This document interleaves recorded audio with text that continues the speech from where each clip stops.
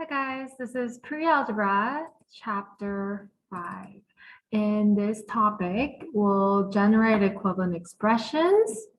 We have 8 lessons total. We'll start with writing algebraic expressions, equivalent expressions, and learn how to simplify, expand, and factor expressions, as well as adding, subtracting, and analyzing expressions. So overall, we're going to think about how we can use properties of operations to generate equivalent expressions in order to solve problems. So look at page 273, get ready. We're going to review what we know and try to get ready for the topic. Let's look at the vocabulary. These are the vocabularies from the past and now. So let's try to review. Choose the best term from the box to complete each definition. When you blank an expression, you replace each variable with a given value. What do you do? What do you call it when you replace the variable? Well, when you replace it, you can substitute it with a given value, right? But what do you do after you substitute it? You solve an expression. What's another word for solve? Evaluate. Okay, basically solve. To evaluate a plus 3 when a is equal to 7, you can blank 7 for a in the expression. You cannot substitute an expression, but you can substitute 7 for a. Okay, do you see the difference? Number 3, the set of rules used to determine the order in which operations are performed is called the order of operations.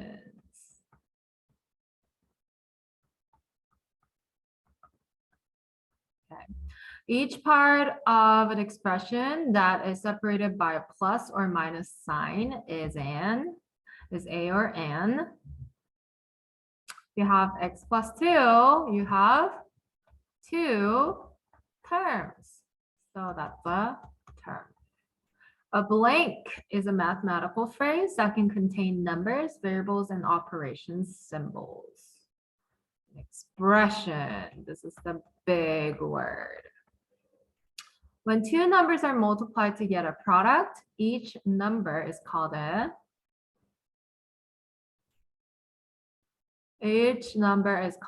so example, 2 times 4 is equal to 8.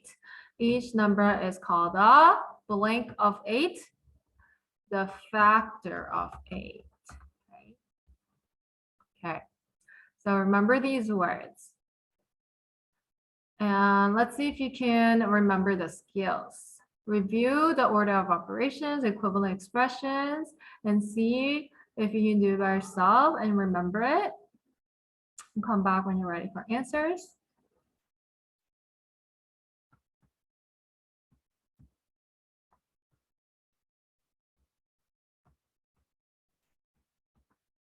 All right, number 7. You distribute 3 into the parentheses, right? And get 3 times 18 minus 3 times 7 plus 2. That should be 35, okay? This one, you need to add 13 plus 2 first and then get 15. And then you need to subtract 4 from 9 and get 5. So parentheses comes first. 15 divided by 5 is 3. Number 9, 24 divided by 4 times 2 minus 2. Division and multiplication comes first.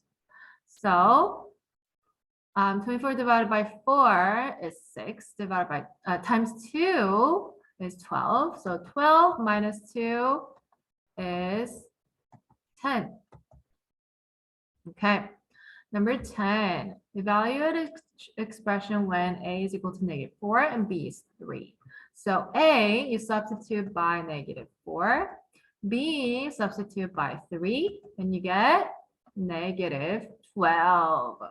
Make sure when you multiply negative times a positive, it's a negative number. Number 11, 2 times -4 plus 3 times 3 is -8 plus 9, so that's 1. 2 times parentheses, -4 minus 3, it is 2 times -7, which is equal to -14. Do not subtract them, it's multiplication. All right, explain the difference between evaluating 3 times 7 minus 4 divided by 2 and evaluating 3 times parentheses 7 minus 4 divided by 2. Do you get different answers? How do you explain? First, you can show work. 3 times 7 minus 4 divided by 2 is when you multiply 3 and 7 together and then divide 4 divided by 2 and you subtract following the order of operation. And 3 times 7 minus 4 divided by 2, you need to do 7 minus 4 first because it's parentheses first, right? So you need to times 3 by 3 and divide it by 2, which is 9 divided by 2. That's 4.5. So is that the same? No, the values are going to be different.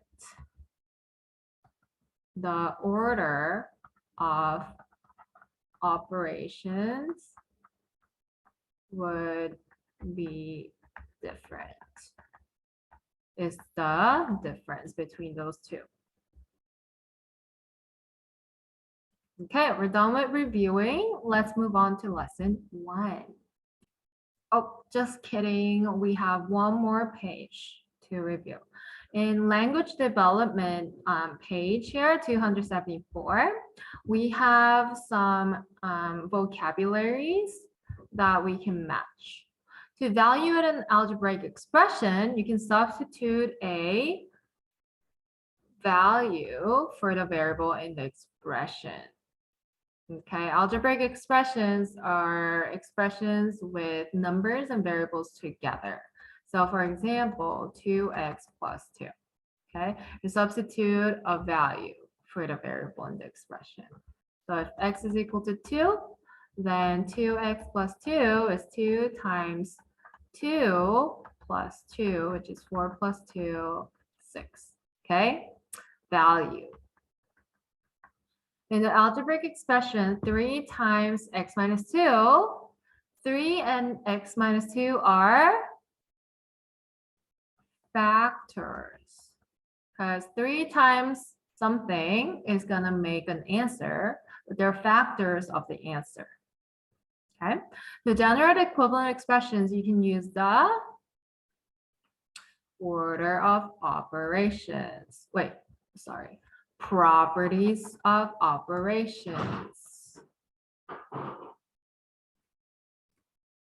Okay, and in the expression 4x plus 2x minus 6y, you first need to blank. What do you need to do in order to simplify? You need to combine like terms. We'll practice more later. You can use the distributive property to expand the algebraic expression by distributive property. Next one, in the algebraic expression, 6x plus 10, x is the blank, 6 is the blank, and 10 is the blank. They all have different names to call. 6x has both number, a constant, and a variable together in one term, right? 10 is the constant. 6 is also a constant, but x is a variable. So x is the variable. 6 is the coefficient, and 10 is the constant. Okay. Now, 4 words that describe operations that can be used with expressions are, what can you do in order to solve it? What's the operations? What are all the operations you know? Addition, yes, and subtraction, multiplication, division.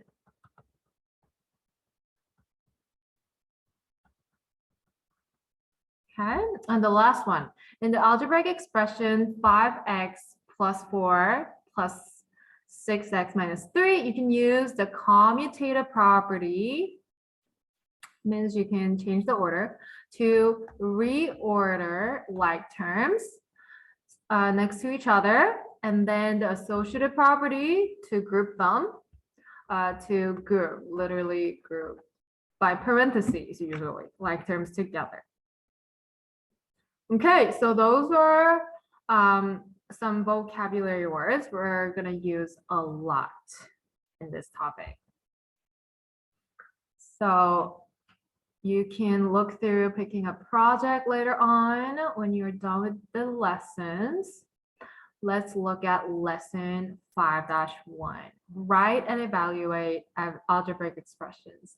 In this lesson, you'll be able to write and evaluate algebraic expressions. All right, Mr. Ramirez's class was playing a game in which students need to match sticky notes that have equivalent expressions. How can you sort the expressions into groups? How? What kind of groups can you think when seeing these?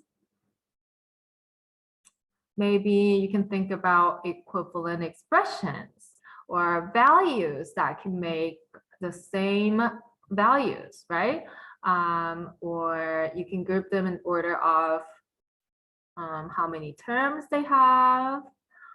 But really, they all have different forms. So you can identify, you already know how to identify equivalent expressions. So you should be able to know which expressions are equivalent. So let's try to simplify everything. 10p minus x is simplified already. That one you need to simplify by adding like terms. 5p and 3p added together is 8p. So 8p plus 8 is the simplified form. This one you need to use distributive property. 2 times 5p minus 2 times 4 is 10p minus 8. Okay, so you have this and this. Do you see anything similar? 10p minus 8. So far we have these two similar. What about, let's keep simplifying though. 8p plus 2p is 10p minus 8. So that's also, let's do a check mark whenever we see 10p minus 8. Okay. This one, 10p plus 2p, so that's 12p plus 4 plus 2 is 6. 12p plus 6. Okay. 8 times p plus 8 times 1 is 8p plus 8. These are similar. So let's do a star for 8p plus 8. Okay. Distributive property. 4 times 2p is 8p plus 4 times 2 is 8. That's a star. All right. Distributive property. 3 times 4p is 12p. 3 times 2 is 6. 12p plus 6. We got it. So let's circle 12p plus 6. 3p plus 4p is 7p plus 5p. I forgot about that. So 7 plus 5 is 12p plus 6. That's a circle.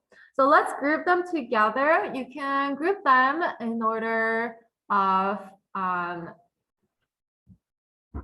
the different shapes that we had, or let's break it into 3 groups.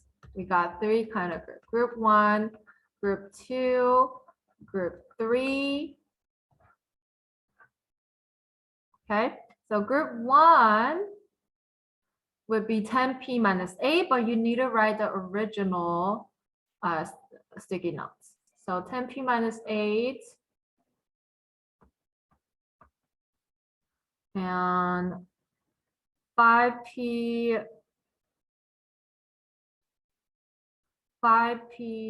wait, 10p minus 8, 8p plus 2p minus 8, and 2 times 5p minus 4. What about group 2? Let's do a star. This one is the check mark. This one could be the star. Group 3 could be the circle. Okay. Group 2, the star, 5p plus 8 plus 3p. Now we have 8 times p plus 1. And we have 4 times 2p plus 2 in one group. And the last ones, we have the circles, 10p plus 4 plus 2p plus 2, 3 times 4p plus 2, and 3p plus 4p plus 6 plus 5p are all equivalent expressions. So we got 3 groups of equivalent expressions. All right, let's look at focus on math practices. Is there more than one way to group the expressions? Give an example. What else can you, how else can you group them? You can simplify everything and then say, maybe if we substitute a value for p, then they will have a certain number, right? So if we say p is 2, then this one, all the expressions here should have group 1 should be equal to 20 minus 8 is 12, right? And 8 times 2 is 16, plus 2 times 2 is 4, and 20 minus 8 is 12 again. So every expression in this group should have 12. Group 2 will have an answer of 2 times 5, 10, plus 8 is 18, plus 2 times 3 is 6. That's 24. 24. And group 3 will have 30. Right? So these are another way to categorize using substitution. So you can say yes. You can categorize using substitution. For example, if p is equal to 2, group 1 is equal to 12, group 2 is equal to 24, and group 3 is equal to 30. Okay?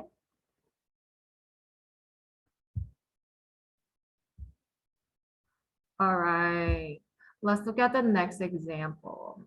How can algebraic expressions be used to represent and solve problems? So we're going to try writing expressions to represent situations. An automatic dog feeder dispenses 2/5 cup of dog food each day. What expression can the dog owner use to determine the amount of food left in the feeder after D days? So how can we apply writing expressions in real life? How can a bar diagram represent this situation? Let's try representing it using bar diagram. So the whole thing is 20 cups of food, right? So you can represent the whole thing as 20 cups, but whatever is remaining is after D days, right? Okay, so whatever is remaining, every day it feeds 2 and 5 cup, 2/5 cup each day. So from the remaining, it's gonna feed 2/2 cup every D day. So this could be the bar diagram. And using this, you can say 20 minus 2/5D will give you the amount of food left in the feeder after D days, because 20 cups of food is the maximum amount. And we don't know where it's starting from, but whatever is remaining, we're gonna count that by getting 2/5 times D subtracted. Okay, so let's try this question. Misumi started with $217 in her bank account. She deposits $25.5 each week and never withdraws any money. What expression can Misumi use to determine her account balance after W weeks? So the initial deposit, $217. So first she puts a deposit in there, and that's where she's starting from. And then every week she adds $25.5. So what's the expression of the total savings she has? Starting from 217, she's gonna add 25.5 times the number of weeks. Okay. So how did you determine which value to use for the constant and which value to use for the coefficient? How do you know 217 is just 217, and how do you know 25.5 is multiplied by W? The beginning balance of 217 is the constant because it doesn't depend on the variable. 217 is not going to change. It's just 217. You start with 217, right? She already put it in. You can't change that. And assuming she's not going to take any money, it's just going to add up and build up. So the coefficient is 25.5 because it is the amount of change for each week W. Okay, let's write that down. Okay.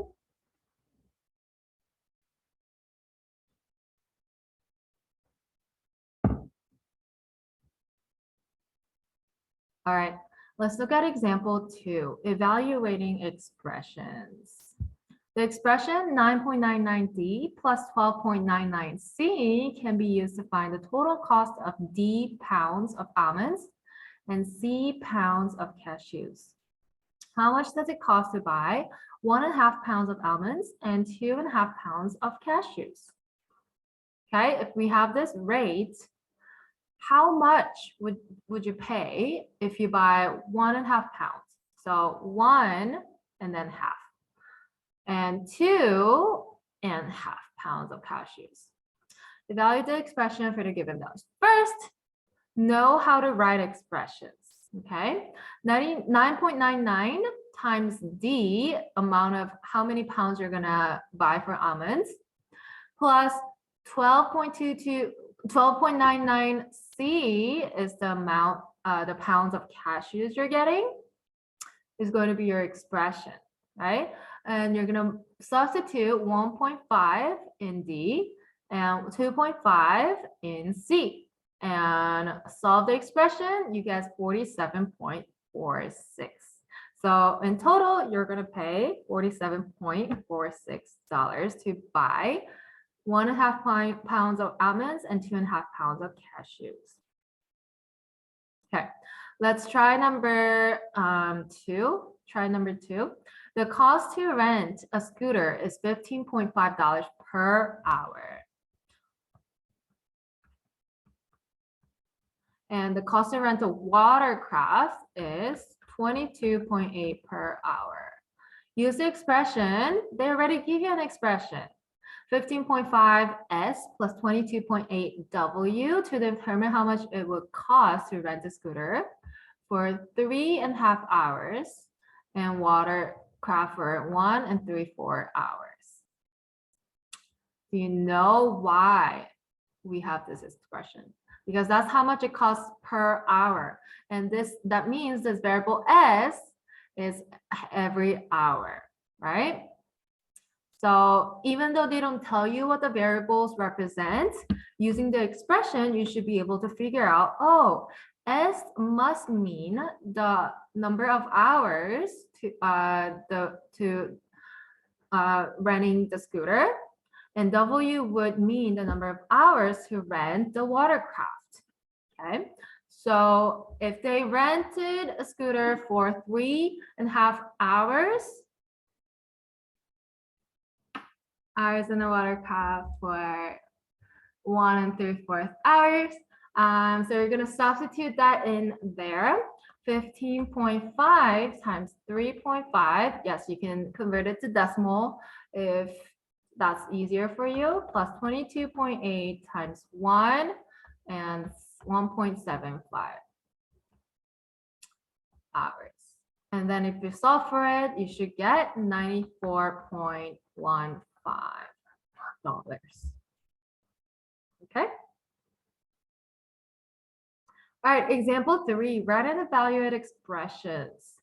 Malik and 2 friends earn $N in 1 week doing odd jobs. I wonder what their jobs are. They split the earnings so that each friend gets 1/3 of the total earnings. Malik uses $32.5 of his earnings on lunch each week. Last week, the 3 friends earned $963. How much money did Malik have left after paying for lunch? So they earn some money, right?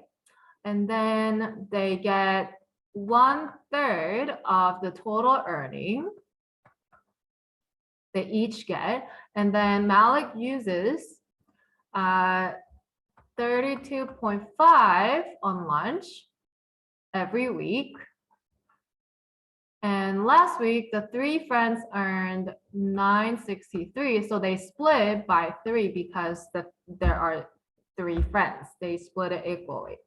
How much money did Malik have left after paying for lunch? So last week, they earned this much. Dividing it by 3, that's how much he earns, he gets. And then he's gonna subtract his lunch fee, which is 32.5. Okay. Or you can represent it as an expression like this: 1/3 m minus 2.5, and substitute m by 963 and solve for the expression. You get 288.5. So that's how much he got after paying for lunch. Okay, so sometimes you have to add other operations. Okay, let's look at this, try it, see if you can do it by yourself. Come back when you're ready for answers. Emilia earns $8.74 per hour plus a gas allowance of $3.5 per day at her job. How much does Emilia's job pay in a day when she works 5.5 hours? Write an expression and evaluate for 5.5 hours. Okay, so she earns 8.74 per hour plus gas allowance of 3.5 per day. So every day times D. So how much does her job pay a day when she works 5.5 hours per hour? So this is not the best expression. 8.74 times hour, because this is good when we're thinking about multiple days, but we're thinking about 1 day. So we want to focus on the hour, the number of hours. Okay, so when she works 5.5 hours, you can multiply that by the her earning per hour. and then you add 3.5 because that's just the fixed price for every day. Okay, and so that should be your expression. And then you can substitute 8.74 times 5.5 hours plus 3.5. And that's equal to $51.57. Okay. All right, so that was it, writing and evaluating algebraic expressions. Just to summarize our lesson, algebraic expressions can be used to represent problems with unknown or variable values. Values can be substituted for variables to evaluate the expression. Well done. That was lesson 1 of chapter 5. We'll continue with the next lesson in the next video. Bye, guys.